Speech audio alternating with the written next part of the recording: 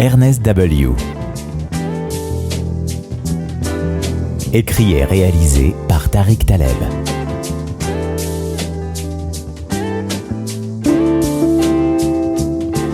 Lu par Fred Ruiz.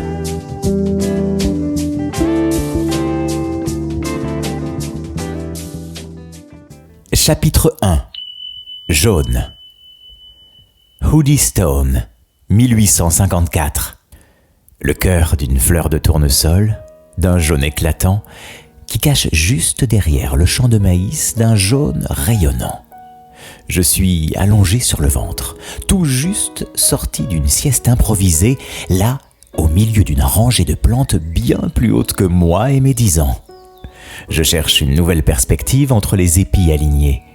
Je peux voir au moins à 1 kilomètre entre les rangées, c'est sûr. C'est mon endroit préféré, ce champ. Ces couleurs si chatoyantes, ces lignes si parfaites que j'imagine presque pouvoir me perdre dans un labyrinthe entre le vertical et l'horizontal. Un brin d'épi dans la bouche, en imitant mon père, qui, lorsqu'il travaille le champ, siffle l'un de ses airs joyeux. Je m'imagine sans aucun doute suivre ses traces dans notre jardin à ciel ouvert immense et coloré. Dans ma rêverie, j'oublie le temps qui passe. J'ai pourtant beaucoup de travail à faire. Ma mère m'a demandé d'aller nourrir les animaux et de ramener un peu de bois pour le poêle en rentrant. Mais moi, je préfère m'évader ici, dans ma forteresse imaginaire. Il n'existe pas meilleur endroit pour combattre les dragons. Armé de mon épée de bois, je passe des heures ici, tous les jours, à m'imaginer chevalier d'un royaume perdu, à combattre les Huns, ces barbares d'une autre époque, ou découvrir des trésors d'autres civilisations, comme dans les contes que nous raconte mon père le soir, avec tant d'entrain. Ma mère, quant à elle, ce qui la passionne depuis toujours, ce sont les récits de ce pays lointain qu'est la France, si cher à ses yeux, dont elle n'a jamais foulé le sol, mais connaît parfaitement la langue et les coutumes. Elle me dit très régulièrement, et avec une si grande fierté, descendre d'une famille des premiers colons de la Nouvelle-Amérique, et insiste pour que nous connaissions parfaitement la langue et les coutumes, moi et mon frère. Elle adore m'appeler son prince. Elle me raconte des histoires avec beaucoup moins d'aventure que celles de mon père, mais nous dit souvent qu'un vrai royaume nous attend, moi et Jorel, mon jeune frère, et quelque part, dans cette autre partie du monde, à croire qu'elle a beaucoup plus d'imagination que moi. Et je me retourne pour m'installer sur le dos et observer le ciel et les oiseaux qui passent. Je suis surpris de voir la couleur du ciel changer à cette vitesse folle. Les couleurs ne sont pas comme d'habitude. Elle passe du bleu si clair au violet, des lueurs de rouge orangé. Les tons se mélangent. En début d'après-midi, c'est si étrange et si soudain. Je pense n'avoir jamais vu un ciel aussi beau. Entre les gros nuages qui se dessinent, je contemple le tableau, ce ciel qui mêle les anges. Que Dieu bénisse Hoodystone, le plus bel endroit sur terre, je m'exclame tout haut, comme le dit si souvent mon père. Mais, d'un coup, tout s'assombrit à une vitesse incroyable. Paisible en une seconde, la fraîche brise de fin d'été laisse place à un air étrange qui me traverse comme un murmure. Le vent commence à tourner rapidement, je vois les épis autour de moi danser, puis se courber de plus en plus, et puis le son du craquement. Crac, crac, crac. Un épi se brise, puis 2, puis 10. Peut-être que 100 épis se brisent au même moment. C'est une cacophonie. Ce son se referme sur moi, m'étouffe presque. Je n'ai qu'une seule idée en tête, sortir du champ de maïs jusqu'à la maison. Cette distance, je peux la courir en moins de 4 minutes et 25 secondes. C'est mon père qui l'a calculé. Il m'a dit que si je continuais à être aussi rapide, je pourrais rattraper Achille, notre cheval le plus sauvage, avant mes 11 ans. Je me presse pour atteindre la colline qui se trouve au milieu de ma trajectoire entre les champs et la maison. Le vent tourne si violemment autour de moi et bientôt tout s'envole dans un éclat. Ce champ que j'aime tant, mon terrain de jeu, se fait emporter. Sa couleur disparaît et se mêle dans la route du vent. Du labyrinthe, il ne reste que quelques tiges. Que dis-je ? Un squelette ? La pluie tombe d'un coup très fort. J'atteins enfin la petite colline et j'entends comme un écho celui de mon nom au loin. Kaël! Kaël! Kaël! La voix est lointaine. Je me retourne vers la direction de l'appel, c'est celle de mon père, mais les tourbillons de feuilles jaunes et vertes obscurcissent ma vue. J'imagine mon père sortir de l'autre versant de la prairie, là où se trouve le bétail. Le ciel rageur se fait de plus en plus fort. La pluie me fouette le visage. J'ai peur. Je ne bouge plus, paralysé par les bruits d'éclats et de craquements d'arbres qui rompent tout autour de moi. Ce bruit sourd et puissant qui murmure toujours plus fort à mon oreille comme un sifflement que je ne peux faire disparaître. Je dois avancer. Il le faut. Avancer jusqu'à la maison pour rejoindre ma mère et mon frère qui sont à l'abri. Il faut que je m'abrite moi aussi. Et être avec eux, il le faut. Je prends mon courage et je file comme Achille. Je cours de toutes mes forces.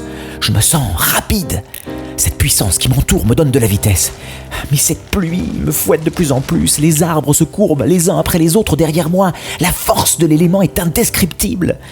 Il est si difficile de garder les yeux ouverts avec ce vent qui transporte des poussières du sol partout dans les airs et me claque le visage d'infimes débris.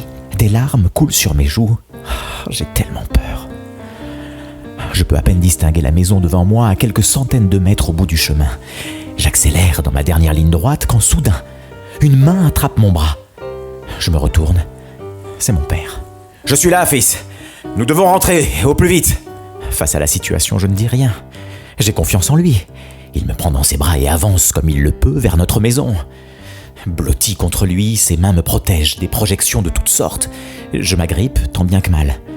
Et c'est à ce moment-là que nous entendons ce cri. Mon petit frère est là, sur le porche, sûrement juste réveillé de sa sieste et affolé par le bruit environnant. Je vois ma mère qui sort au même instant et qui regarde le ciel comme quelque chose d'éblouissant, tout en s'approchant de Jorel pour le rassurer, en bouchant ses oreilles du bruit assourdissant, sans s'apercevoir que le danger se trouve juste derrière eux, où ils ne regardent pas, de l'autre côté de la maison. Devant moi, un monstre. Ce monstre. Les pieds collés au sol et sa tête coincée entre les nuages. Jamais je n'ai vu quelque chose d'aussi grand. Jamais je n'ai senti autant la puissance des éléments. Il est là. Il s'approche et surtout je le sens. Je vois cette colonne de terre, de poussière, de vent et de ce qui me semble du feu. 2 fois, peut-être même 3 fois plus rapide que nous, au moins. Le ciel, entre le feu et les cendres, avance tellement vite. Une colonne de terre, une tornade qui emporte tout sur son chemin. Mon père me pose à l'abri du grand chêne au-dessus de la petite colline et me dit de ne pas bouger et de l'attendre. Ne bouge surtout pas, Kaël. Protège-toi le mieux possible. Je reviens te chercher dès que je peux. Il fonce, tête baissée vers eux et s'enfonce dans un nuage de poussière et de projections, luttant contre les éléments et se protégeant de son bras des obstacles alentour. J'observe la scène en criant à ma mère et à mon frère de venir vers nous, de quitter la maison au plus vite, mais le bruit incessant des éléments couvre ma jeune voix. Le ciel s'assombrit encore plus, devient presque noir. Mon père, dans un effort colossal, réussit à atteindre le portail en fer forgé, lourd, qu'il a mis des années à construire de ses mains et sculpter, mais d'un coup, celui-ci s'effondre littéralement sur lui. Il se protège comme il peut, mais le choc est tel qu'il tombe. Je le vois d'où je suis, il ne bouge pas. Il est inconscient. Ma mère, voyant son mari tomber ainsi à peine une centaine de mètres devant ses yeux, crie de toutes ses forces. Prenant mon jeune frère Jorel dans les bras, le protégeant comme une mère sait le faire face au danger. Je la vois, au loin, s'apprêter à venir secourir mon père qui ne bouge plus. Elle se retourne enfin pour voir d'où vient cette menace qui balaie tout, mais c'est à cet instant, oui, c'est à ce moment-là que je vois la maison emportée. Dans un tel vacarme, et en l'espace d'un instant, tout disparaît. La maison, les silhouettes floues, les arbres tout autour déracinés d'un coup, tout droit en direction du ciel affamé et qui s'engouffre à l'intérieur de cet œil de cyclope.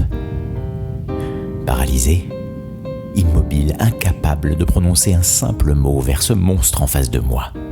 Il me jauge, je le sens, et il repart dans une autre direction aussi rapidement qu'il est apparu, laissant le vide, le silence et la désolation. Emportant mon enfance, mes souvenirs de cette couleur jaune qui, je le sais à cet instant, me fera à jamais souffrir. Maman! Jorel! Papa! Le calme réapparaît d'une façon tellement brusque, comme si tout ça n'était que le fruit de mon imagination, mais la réalité à cet instant me confronte à la solitude sous ce chêne et à l'impuissance de mes actes. Le ciel se dissipe et une ombre se dessine près du portail lourd et toujours au sol de notre maison disparue qui porte encore gravé le nom d'Oody Stone. Je cours dans cette direction en priant le ciel de ne pas me laisser seul face à tout ça. Mon père est allongé là sous une masse lourde que j'arrive à peine à bouger, mais par chance et par une force qui me semble décuplée, j'arrive à extirper son corps. Le faire glisser sur le côté et le retourner en le secouant, je l'appelle à me répondre. « Papa! Papa! Papa, réveille-toi! Ne me laisse pas! S'il te plaît, réveille-toi, papa! Ne me laisse pas! » Ernest W. Écrit et réalisé par Tariq Taleb.